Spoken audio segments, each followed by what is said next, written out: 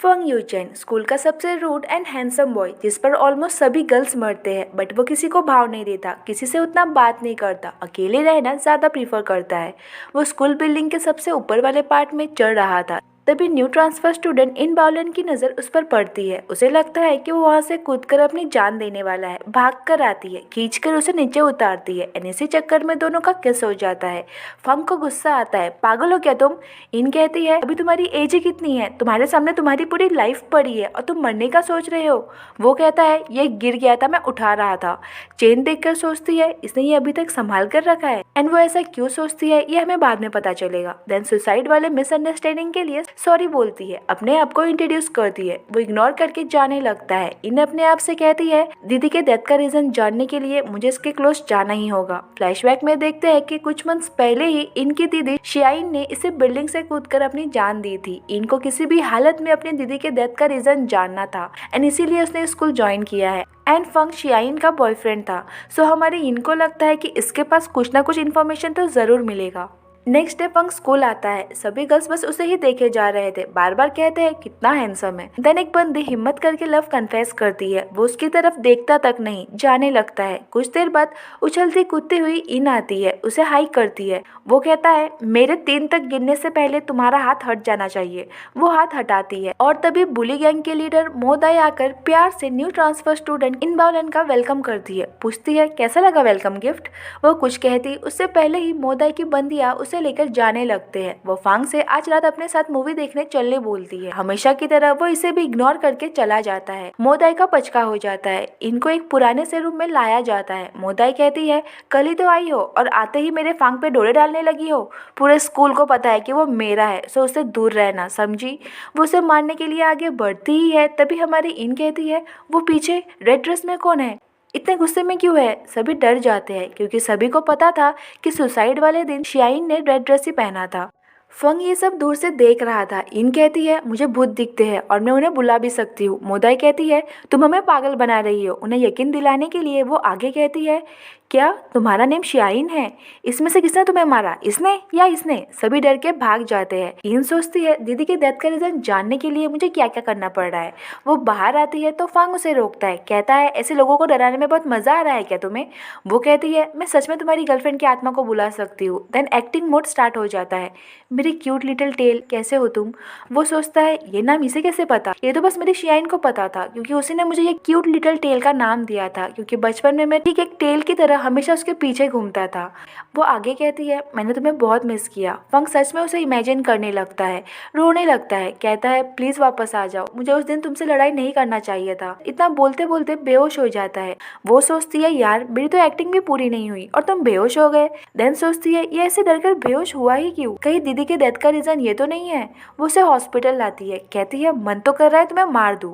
उसे होश आता है, उसे शियाइन समझने लगता है। वो कहती है, अरे मैं इन बाउलन हूँ। उसकी नजर उसके प्रीशियस चेन पर पड़ती है जो कि इनके पास था। कहता है, ये लेने की तुम्हारी हिम्मत कैसी हुई। वो उसे टीज करने लगती है और वो उसके पीछे भागने लगता है। दोनों गिर जाते हैं। उसे सच में लगने लगा था कि इन आत्माओं को बुला सकती है, उनसे बात कर सकती है। वो उसे शियाइन की आत्मा को बुलाने बोलता है। वो कहती है, ठीक है बुला दूंगी, बट उससे पहले तुम्हें एक प्रॉमिस करना होगा। वो आगे बोलने बोलता है। वो कहती है, तुम्हें हमेशा मुझे प्रोटेक्ट करना होगा, स्पेशली उस मोदाई और उसके ग्रुप से। वो प्रॉमिस करता है एंड अभी के अभी शियाइन की आत्मा को बुलाने बोलता है। वो कहती है, बट वो तो सिर्फ रात के 12 बजे ही आ सकती है। वो कहता है, ठीक है, आज से हर रात तुम मेरे साथ रहोगी। इन गलत समझ लेती है। वो क्लियर करता है कि सिर्फ शियाइन की आत्मा को बुलाने के लिए और ज्यादा कुछ नहीं। वो उसे अपने साथ घर लाता है। ठीक रात के 12 बजे वो एक्टिंग शुरू कर देती है। शियाइन बन जाती है। कहती है, मैंने तुम्हें बहुत मिस किया। वो भी इमोशनल हो जाता है, उसे हक करता है, बार बार कहता है, उस दिन मुझे तुमसे लड़ाई नहीं करना चाहिए था, प्लीज़ मुझे माफ़ कर दो। इन सोचती है, दीदी उस रात तुम्हारे साथ ऐसा क्या हुआ था। देन बीच रात को उठकर फांग के रूम की तलाशी लेने लगती है, ये सोचकर कि यहाँ उसे कुछ ना कुछ इन्फॉर्मेशन तो ज़रूर मिलेगा। तभी फांग आता है। पहले तो उसे समझ नहीं आता, बट देन समझ आता है तो जल्दी से बहाना बनाती है। चेक कर रही थी कि मैट्रेस सॉफ्ट है कि नहीं। देन जाने लगती है। वो उसे रोकता है, गलती से गलत चीज़ खींच लेता है, जल्दी से छोड़ देता है। उसे जोर का लगता है, गुस्सा आता है, बेशरम ये सब क्या कर रहे हो। उसे हिट करने जाती है, दोनों साथ में गिर जाते हैं, कंफ्यूज होते हैं। देन एम्बेरस होकर वो भाग जाती है। नेक्स्ट डे फंग स्कूल आता है। वो फिर से उछलती कूदती हुई उसके पीछे आती है और तभी चंग शाओ स्कूल का प्ले बॉय हमारी इन को देखता है। उसे उससे लव एट फर्स्ट साइट हो जाता है। उससे फ्रेंडशिप करने आता है। वो फंग को फॉलो करने में बिजी थी सो जाने लगती है। वो रोकता है तो कहती है, देखो मैं बहुत खतरनाक हूँ, जल्दी से हटो यहाँ से। वो सोचता है यार ये कितनी क्यूट है। फंग आता है, कहता है तुम अभी तक यहीं हो, ऐसे प्ले बॉय के साथ क्या कर रही हो। वो कहता है बकवास मत कर, समझा। वो उसे लेकर जाने लगता है। वो बड़े प्यार से कहता है क्लास में फिर से मिलेंगे। इनको लगता है कि वो जेलस हो रहा है। वो कहता है तुम्हारे बॉडी में शाइन की आत्मा है, मुझे बस उसकी चिंता है, तुम्हारी नहीं। ये सब बातें मोदाई सुन लेती है। फिर से अपने बंदियों को बोलकर उसे उठाकर लाती है। कहती है तो तू शाइन की भूत बनकर फान के क्लोज जाने की कोशिश कर रही है, सबको पागल बनाने का बहुत शौक है ना तुझे।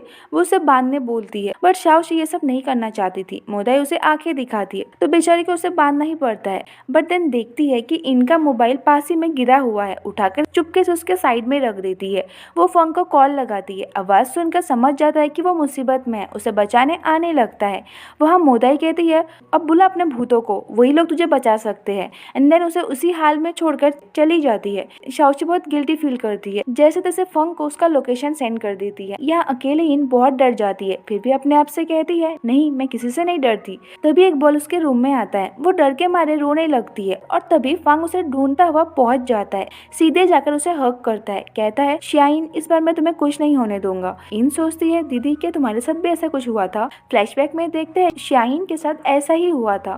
मोदाई ने उसे बहुत बुरी तरह से बुली किया था। उसका वीडियो भी बनाया था। देन उसे बांधकर चली गई थी। उस दिन उसने भी फंग को कॉल किया था बट वो बिजी था, रिसीव नहीं कर पाया था। सो वो खुद को हेल्पलेस फील करती है। एंड नेक्स्ट डे ही फंग को उसके सुसाइड की न्यूज मिलती है। प्रेजेंट में वो कहता है काश उस दिन मैंने तुम्हारा कॉल रिसीव कर लिया होता तो तुम्हारे साथ ऐसा नहीं होता। वो इसी सोच में डूबा था। तभी इन उसे रस्सी खोलने बोलती है। वो कहता है सॉरी मुझे शाइन की याद आ गई थी। वो उसके हाथ खोलने लगता है। इन कहती है तुम शाइन को बहुत मिस करते हो ना। वो कुछ नहीं कहता। वो कहती है आज रात 12 बजे मैं तुमसे उसे फिर से मिलवाऊंगी। नेक्स्ट डे स्कूल आते वक्त इनको एक क्यूट सा पपी दिखता है। वो उसे घर ले जाने की सोचती है। अभी चंग आता है, कहता है ये मेरा है, इसका ऑलरेडी घर है। इन पपी को क्यूट बोलती है और वो उसे क्यूट बोलता है। वो उसे चुप होने को बोलकर चली जाती है। क्लास में चंग बस उसे ही देखे जा रहा था। फंग नोटिस करता है, जेलस होता है, उसका व्यू ब्लॉक करने लगता है। चंग उसे गाली देता है। वो फिर भी नहीं हटता तो धक्का मार के हटा देता है। फंग उसकी आंखों पर हाथ रख देता है। दोनों बच्चों की तरह लड़ने लगते हैं। टीचर के डांटने पर चुप हो जाते हैं। देन वो भी हमारी इनको बड़े ही प्यार से देखने लगता है। उसी रात ठीक 12 बजे वो फिर से शाइन की आत्मा को बुलाने की एक्टिंग करती है। फंग को शाइन के साथ बिताए पल याद आते हैं, दोनों का साथ होना, दोनों का झगड़ना, देन नेक्स्ट डे उसका कॉल रिसीव ना कर पाना एंड देन नेक्स्ट मॉर्निंग उसका मरा हुआ मुंह देखना। कहीं ना कहीं वो अपने आप को उसकी डेथ का रीजन मान रहा था। इन शाइन बनकर कहती है प्लीज तुम अपने आप को ब्लेम मत करो, तुम्हारी गलती नहीं थी। फंग भावनाओं में बहकर उसे किस करने लगता है। वो कुछ नहीं कर पाती। देन डायरेक्टली नेक्स्ट डे का सीन दिखाया जाता है। इनकी नींद खुलती है तो सामने फंग को देखती है। सोचती है ये कितना हैंडसम है, ऐसा लग रहा है कि सपना देख रही हूँ। देन रियलाइज करती है कि ये कोई सपना नहीं है। जल्दी से अपने कपड़े चेक करती है। लात मारकर उसे नीचे गिरा देती है। कहती है तुम यहाँ कब आए। उसे भी कुछ समझ नहीं आता। देन अपने दिमाग पर थोड़ा सा जोर डालने के बाद उसे याद आता है कल रात के आत्मा बुलाने का सेशन एंड होने के बाद दोनों मस्त ड्रिंक कर रहे थे। वो एक टेडी को करके बोले जा रहा था कि शाइन मैं तुम्हें बहुत मिस कर रहा हूँ, तुम मुझे छोड़कर कैसे जा सकती हो। इन उसे देखती है। देन जाकर अपने रूम में सो जाती है और वो वहीं सोफे पर सो जाता है। बट देन आधी रात को उठता है। नशा अब तक उतरा नहीं था और वो नींद में भी था। सीधे जाकर इनके पास सो जाता है। प्रेजेंट में थोड़ा एम्बेरस होता है बट दिखाता नहीं है। कहता है मुझे तुम जैसे पागल में कोई इंटरेस्ट नहीं है, ये पकड़ो अपने कपड़े। इनको गुस्सा आता है। वो कहती है मुझे भी तुम्हें कोई इंटरेस्ट नहीं है। देन हमेशा की तरह फिर से उछलती कूदती स्कूल आती है। चंग उसे फॉलो करता है, ठीक उसी की तरह एक्ट करता है। क्लास में आती है तो उसका फिर से प्यार से वेलकम किया जाता है। मोदाई सबको बता देती है कि इन फंग के साथ रहती है, उसके साथ खाती है, उसके साथ सोती है। सो फंग के पीछे पागल लड़कियां इनको अपना दुश्मन समझने लगते हैं। उसे बहुत गंदी गंदी बातें सुनाते हैं। मोदाई साइड में खड़े रहकर मजे ले रही थी। तभी फंग आता है, सभी को तमाशा बंद करने बोलता है। मोदाई भागती हुई आती है, सभी से कहती है तुम लोगों से जरूर कोई गलतफहमी हुई है, इन बेशरम लड़की नहीं है। इन कहती है है, ये सब तुम ही ने शुरू किया है और अब नाटक कर रही हो। वो फिर से भोली भाली बन जाती है, कहती है मैं ऐसे क्यों करूंगी। इनको बहुत गुस्सा आता है, तभी चंग आता है, कहता है मोदाई बहुत बहुत मारा नाटक। फंग को देखकर कहता है तू यहाँ क्या कर रहा है। वो कहता है तुझे बताना जरूरी नहीं समझता। वो इनको ले जाने लगता है, फंग रोकता है। चैंग पूछता है तुझे क्यों इसकी इतनी पड़ी है, लगती क्या है तेरी। वो कहता है गर्लफ्रेंड है मेरी, समझा। एनएससी के साथ ये पार्ट यहीं पर एंड हो जाता है। अगर वीडियो अच्छा लगे तो प्लीज